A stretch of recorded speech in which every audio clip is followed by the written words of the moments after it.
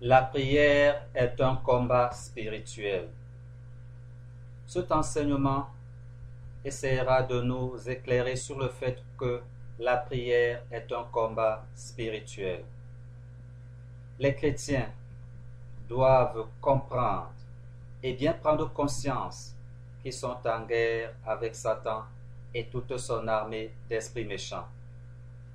La prière, comme la vie du chrétien, est un combat spirituel permanent. Un combat qui n'est pas contre la chair et le sang, c'est-à-dire les hommes et les choses visibles, mais contre des esprits méchants sur la terre et dans les lieux célestes. Le chrétien doit bien comprendre ce principe. Il est éclairé et énoncé dans beaucoup de versets dans la Bible. La vie du chrétien est un combat contre les esprits méchants, et ce combat ne cessera que lorsque le Seigneur le retirera de ce monde. Dans le camp de Satan, pour nous combattre, il y a des démons qui ont été chassés du ciel, qui étaient des anges de Dieu avant, mais qui sont devenus des anges de Satan, leur chef. Mais il y a aussi des êtres humains qui se sont vendus à Satan et qui grossissent son armée. Tous sont des esprits mauvais ils se sont tous rebellés contre Dieu et persécutent ceux qui essayent de marcher dans la volonté de Dieu. Les enfants de Dieu doivent savoir qu'ils sont la cible privilégiée de la puissance des ténèbres, c'est-à-dire du monde de Satan. Parce qu'il est écrit dans 2 Corinthiens chapitre 3, du verset 11 au verset 12. Or, tous ceux qui veulent vivre pieusement en Jésus-Christ seront persécutés. La présence de la persécution impose aussi la présence du combat spirituel. Tous ceux qui veulent vivre pieusement en Jésus-Christ seront persécutés. Ceux qui veulent vivre en Jésus-Christ dans la prière. Et le chrétien doit savoir que sa vie est un combat spirituel. Mais ce n'est pas lui qui livre le combat, c'est Jésus qui le livre pour lui. En étant enfant de Dieu, Jésus livre le combat du chrétien à la place du chrétien. Et Jésus est victorieux. Il a déjà vaincu. Mais pour que nous partagions la victoire de Jésus, nous devons vivre en enfant de Dieu. Rappelez-vous l'enseignement précédent. Les grâces de Dieu sont pour les enfants de Dieu.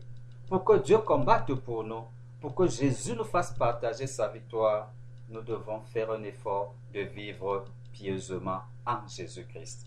Nos persécutions ne nous écraseront pas, parce que Jésus lui-même combat pour nous.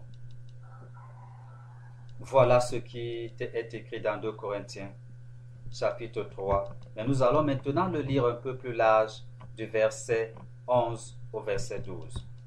Voilà ce que Paul écrit. À quelle souffrance n'ai-je pas été exposé à Antioche, à Icône, à Lystre? Quelle persécution n'ai-je pas supportée? Et le Seigneur m'a délivré de toutes. Or, tous ceux qui veulent vivre pieusement en Jésus-Christ seront persécutés. Regardons de plus près ce verset.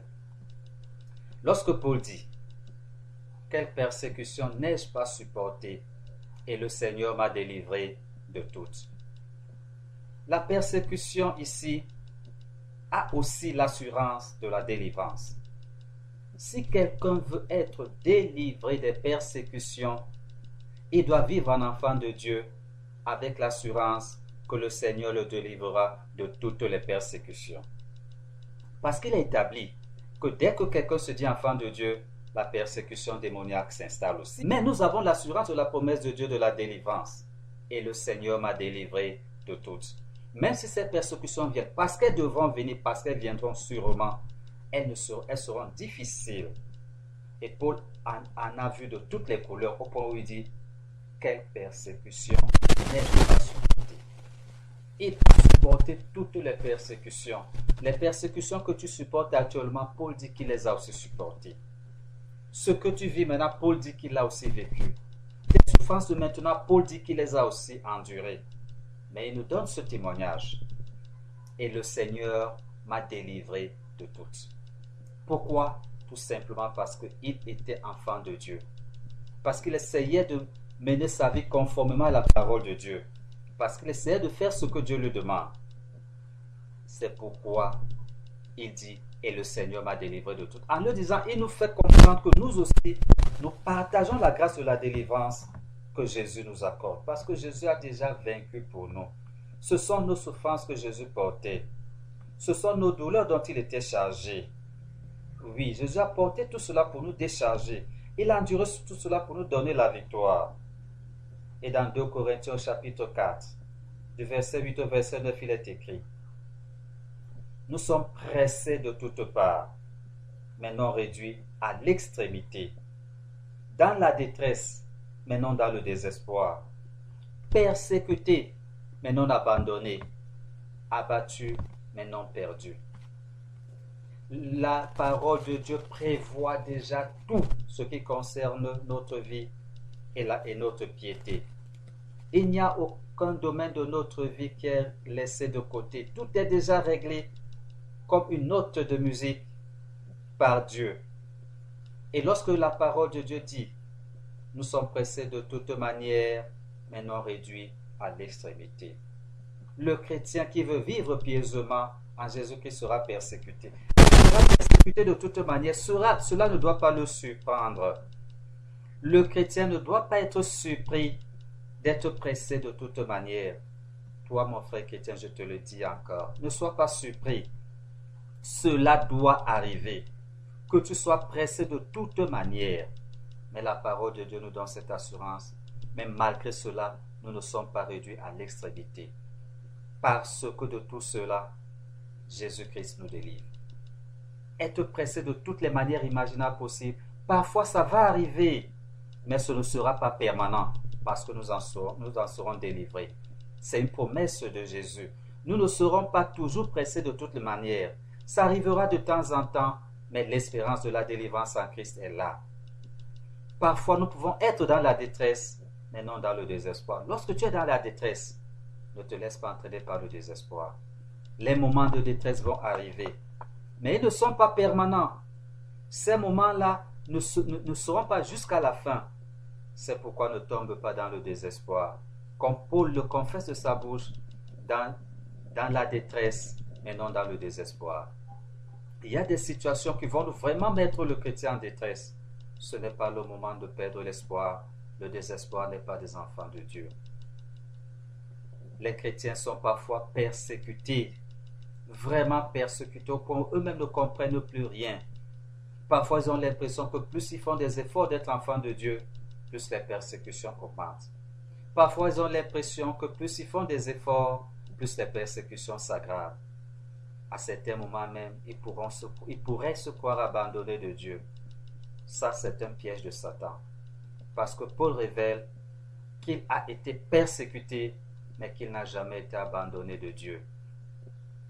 Toi, chrétien, tu dois reconnaître, accepter que la détresse, la persécution ne veulent pas dire que tu es abandonné de Dieu. Pas du tout. Dieu ne t'a pas abandonné. Même si parfois tu penses que tu es abattu, même si tu penses que tu es abattu, tu n'es pas perdu. C'est les assurances que Dieu nous donne. Nous sommes pressés de toute manière, mais non réduits à l'extrémité. L'espérance est en Dieu et il nous sortira de là. Même si nous sommes dans la détresse ne sera pas toujours. Parce que nous ne sommes pas dans le désespoir, l'espérance des enfants de Dieu se manifestera. Lorsque Dieu laisse que nous serons parfois persécutés, il ne nous a pas abandonnés. Parce qu'il sait le plan qu'il a derrière chaque persécution qui nous atteint. Même lorsque nous passons abattus, que nous ne pouvons plus rien, nous ne sommes pas perdus parce que la main de Dieu est sur nous. Nous devons faire des efforts de garder l'espérance en Dieu parce que Dieu est toujours au contrôle de tout ce qui arrive à ses enfants. toutes ces choses que nous vivons, parce que nous sommes enfants de Dieu, sont pour la gloire de Dieu. Et lorsque nous vivons ces moments difficiles, c'est cela le combat spirituel. Mais nous avons la promesse de la victoire, parce que toutes ces choses ne sont pas pour toujours. Toutes ces choses ne sont pas permanentes, mais ce sont des combats. Et chaque fois que le chrétien gagne un combat, lorsqu'il a la victoire, il avance vers Dieu. Mais nous devons aussi comprendre que la puissance des ténèbres, tant que nous sommes sur cette terre, cherchera aussi toujours des moyens de venir nous presser de toutes parts, de venir essayer de nous mettre en détresse, de venir essayer de nous abattre. Mais nous avons la victoire dans toutes ces choses. Car dans toutes ces choses, nous sommes plus que vainqueurs par celui qui nous a aimés, Jésus-Christ. Mais pour cela, nous devons nous revêtir de toutes les armes de Dieu. Dieu a prévu des éléments, des instruments pour que nous soyons victorieux. Et ces instruments font de nous des enfants de Dieu. Et c'est à ce titre que nous aurons la victoire. Ce n'est pas par nos forces, parce que nous n'avons pas à combattre contre la chair et le sang, mais nous avons à combattre contre des esprits qui sont méchants. Et pour combattre les esprits, pour combattre Satan, Dieu a mis toutes ces armes à notre disposition. Les armes de Dieu sont là pour que nous puissions combattre et vaincre. La prière est un combat. La vie du chrétien est un combat. Mais nous avons l'assurance de la victoire. Parce que c'est Dieu lui-même qui combat pour nous. Et c'est lui qui nous donne la victoire. Jésus a déjà payé le prix de notre victoire. Satan et son monde ne peuvent rien contre nous. Ils ne peuvent nous nuire que si nous-mêmes nous abandonnons notre statut d'enfant de Dieu. C'est la seule raison qui peut leur permettre de nous nuire. Si nous-mêmes nous abandonnons et nous restons dans le statut que nous ne sommes pas enfants de Dieu. Lorsque nous tombons, relevons-nous. Personne n'est parfait. Voici ce qui est écrit dans Éphésiens chapitre 6 du verset 10 au verset 20. Au reste, fortifiez-vous dans le Seigneur et par sa force toute puissante. Revêtez-vous de toutes les armes de Dieu, afin de pouvoir tenir ferme contre les ruses du diable. Car nous n'avons pas à lutter contre la chair et le sang, mais contre les dominations, contre les autorités, contre les princes de ce monde de ténèbres, contre les esprits méchants dans les lieux célestes.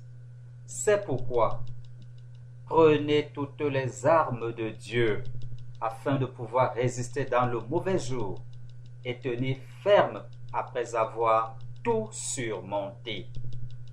Tenez donc ferme. Ayez à vos reins la vérité pour ceinture. Revêtez la cuirasse de la justice. Mettez pour chaussure à vos pieds le zèle que donne l'évangile de paix. Prenez par-dessus tout cela le bouclier de la foi, avec lequel vous pourrez éteindre tous les traits enflammés du malin. Prenez aussi le casque du salut et l'épée de l'esprit qui est la parole de Dieu. Voilà les armes que Dieu met à notre disposition. Lorsque nous essayons de parcourir ce texte, nous comprenons que Dieu nous a déjà donné la victoire. Dieu nous a donné la victoire sur Satan et tous ses serviteurs. Mais seulement, parfois nous laissons nous-mêmes de côté les armes que Dieu nous a données. Et chaque fois que nous laissons de côté une arme que Dieu nous a donnée, nous ouvrons la porte à l'ennemi qui lui ne se prive pas de nous frapper. Revêtez-vous de toutes les armes de Dieu, c'est ce que la parole de Dieu dit, afin de tenir ferme dans ce combat. Nous serons combattus, mais nous aurons la victoire parce que nous sommes bien armés en Dieu. Et il est dit, car nous n'avons pas lutté contre la chair et le sang. Ce combat ne se passe pas dans le monde du visible. Les choses visibles n'interviennent pas dans le combat spirituel. La vie du chrétien est un combat. Et en réalité, dans ce combat-là, les choses visibles n'interviennent pas. Vous n'avez besoin de rien d'autre que la parole de Dieu pour mener le combat des enfants de Dieu contre Satan. Parce que c'est contre les dominations, contre les autorités, contre les princes de ce monde de ténèbres, contre les esprits méchants dans les lieux célestes. Ce ne sont que les éléments de la puissance des ténèbres qui agissent contre nous. Tout ça là, c'est le royaume de Satan qui est organisé et monte en guerre contre nous.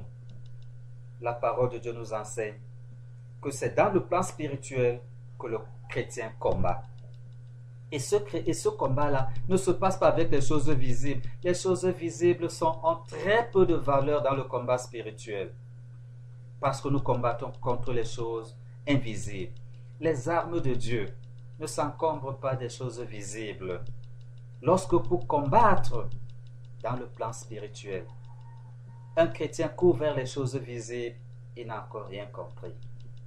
Parce que sa vie, enfant de Dieu, revêt déjà toutes les armes de ce combat. C'est pourquoi prenez toutes les armes de Dieu afin de pouvoir résister dans le mauvais jour et tenir ferme après avoir tout surmonté. Nous avons l'assurance de gagner. Le chrétien a déjà l'assurance de gagner. Quelle que soit l'attaque de la puissance des ténèbres, le chrétien a déjà l'assurance de gagner. Mais qu'est-ce qu'il faut pour cela? Il faut vivre dans la vérité. La vérité, c'est la parole de Dieu. La vérité, Jésus est le chemin, la vérité et la vie. Il faut vivre dans la vérité. Celui qui vit dans le mensonge ne peut pas vaincre Satan. Et la parole de Dieu dit, ayez à vos reins la vérité pour ceinture. Le chrétien est appelé à vivre dans la vérité. Cela veut dire à vivre selon la parole de Dieu. Parce que la parole de Dieu, c'est la vérité. Si quelqu'un ne vit pas selon la parole de Dieu, qui ne pense pas pouvoir gagner le combat contre Satan, qui ne pense pas le pouvoir gagner le combat pour vivre dans la vie de paix et de bonheur que Dieu a préparé pour lui. Dieu n'est pas un Dieu de mensonge, il est un Dieu de vérité. La vérité, c'est la parole de Dieu. Cherchez à la connaître et la mettre en pratique. Revêtez-vous la cuirasse de la justice. La justice, c'est encore la parole de Dieu. C'est ça qui servira de cuirasse pour nous. Cette cuirasse-là fera que toutes les attaques de l'ennemi ne peuvent pas passer parce que nous sommes revêtus de la cuirasse de la justice. Cette cuirasse-là se met autour de nous lorsque nous mettons la parole de Dieu en pratique. Lorsque nous mettons la parole de Dieu en pratique, cette cuirasse de la justice s'établira autour de nous et nous sommes à l'abri des assauts de l'ennemi. Mettez pour chaussure à vos pieds le zèle que donne l'évangile de la paix. L'évangile de Jésus, c'est ça qui sera à nos pieds comme chaussure. Et ça nous mènera sur le chemin que Dieu attend de nous. Ce zèle-là. Le zèle, c'est cette force, c'est ce feu qui va donner en nous de vivre selon l'évangile. Alors nous aurons un pas assuré dans ce monde. Prenez par-dessus tout le bouclier de la foi. La foi vient de la parole de Dieu. Il n'y a pas de foi possible sans la connaissance et la mise en pratique de la parole de Dieu. L'espérance de Dieu est dans la parole de Dieu. La foi est la ferme assurance des choses que nous espérons et la manifestation de ce qu'on ne voit pas. Mais tout cela n'est possible que si nous vivons en enfants de Dieu. Cela veut dire en mettant la parole de Dieu en pratique. Et c'est par cette foi que nous allons pouvoir éteindre, briser toutes les attaques de l'ennemi, toutes les attaques du malin. Prenez aussi le casque du salut. L'espérance du salut est dans la parole de Dieu, dans la mise en parole de Dieu. Et l'épée de l'esprit qui est la parole de Dieu. Lorsque un chrétien lit la parole de Dieu, cette parole de Dieu est l'épée de Dieu. La parole de Dieu est l'épée de Dieu. Chaque fois que la parole de Dieu monte dans nos cœurs, l'épée de Dieu est en train d'agir, en train de combattre pour nous, en train de détruire le monde de Satan pour nous. La parole de Dieu est l'épée de l'esprit pour mener le combat spirituel de notre vie. C'est la parole de Dieu qui est l'épée de l'esprit. L'arme qui va combattre, déchiqueter et détruire l'ennemi, c'est la parole de Dieu. Comment donc un chrétien peut-il mener le combat s'il n'a pas la parole de Dieu qui coule dans sa bouche? Si la parole de Dieu n'est pas permanente dans sa bouche, il n'a pas l'épée. Il n'a pas l'épée pour mener ce combat. Le chrétien doit essayer de connaître de maîtriser la parole de Dieu, de la faire intervenir en toutes choses. C'est quand le chrétien fait intervenir la parole de Dieu en toutes choses que la parole de Dieu, qui est l'Esprit de Dieu, combattra pour lui en toutes choses et en toutes circonstances. Daniel chapitre 10, du verset 12 au verset 14. Il me dit, Daniel, ne crains rien, car dès le premier jour où tu as eu à cœur de comprendre et de t'humilier devant ton Dieu, tes paroles ont été entendues. Et c'est à cause de tes paroles que je viens. Le chef du royaume de Perse m'a résisté pendant 21 jours. Mais Michaël, l'un des principaux chefs, est venu à mon secours et je suis demeuré là auprès des rois de Perse. Je viens maintenant pour te faire connaître ce qui doit arriver à ton peuple dans la suite des temps, car la vision concerne encore ces temps-là. Voici Daniel qui est en train de prier Dieu et jeûner pour avoir une réponse de Dieu. Mais Daniel a prié et jeûné pendant 21 jours. Et la parole de Dieu dit, le chef du royaume de Perse m'a résisté pendant 21 jours. C'est l'ange qui est en train de dire à Daniel ce qui s'est passé pendant ces 21 jours-là. Et il lui dit, mais voici Michaël, l'un des principaux chefs, est venu à mon secours. Et je suis demeuré là, auprès des rois de Perse. Je viens maintenant pour te faire connaître ce qui doit arriver à ton peuple dans la suite des temps, car la vision concerne ces temps-là. Le thème de notre prière est de montrer, de notre enseignement plutôt, est de montrer que la prière est un combat spirituel. Daniel, ici, enfant de Dieu, il fait des efforts de marcher selon la parole de Dieu, de la mettre en pratique en toutes choses. Et voici qu'il est en train de prier Dieu pour demander un éclairage de Dieu. Et l'exaucement de sa prière ne lui est pas encore arrivé. Et Daniel demeure persévérant dans la prière. Il ne se décourage pas. Pendant 21 jours à prier et à jeûner, il attend. C'est lorsque l'ange arrive finalement à lui qu'il lui dit ce qui s'est passé pendant que Daniel priait et qu'il ne voyait pas l'exaucement de sa prière. L'ange lui rappelle, lui dit que c'est parce que depuis le premier jour où il avait commencé à prier, Dieu a exaucé sa prière. Dieu l'a envoyé pour apporter la réponse à Daniel. Mais l'ange a été retenu par les rois de Perse. Et l'ange révèle à Daniel que c'est parce que Daniel a continué à prier que maintenant, au 21e jour, Dieu a envoyé l'archange Michel pour le délivrer. Et le voici donc qui vient à Daniel pour lui transmettre la réponse de Dieu. Daniel combattait dans la prière. Il n'a arrêté de combattre dans la prière. Il n'a arrêté de combattre dans la mise en pratique de la parole de Dieu. Il n'a arrêté de combattre dans la foi. C'est pourquoi finalement, s'il s'était arrêté avant d'avoir reçu l'exaucement de sa prière, son exaucement aurait continué à être bloqué par les rois de Perse. Mais Daniel est resté persévérant dans la foi, dans l'espérance à Dieu. Et voilà que finalement, la réponse lui est arrivée. De par les versets que nous venons de lire et d'étudier, il est clair que la vie du chrétien, comme la prière, est un combat. Mais nous avons l'assurance de la victoire parce que Jésus a déjà vaincu pour nous. Et pour faire l'expérience de cette victoire des enfants de Dieu, nous devons donc marcher selon la parole de Dieu et la mettre en pratique. Cet enseignement biblique a été dispensé par Lolo Jacques.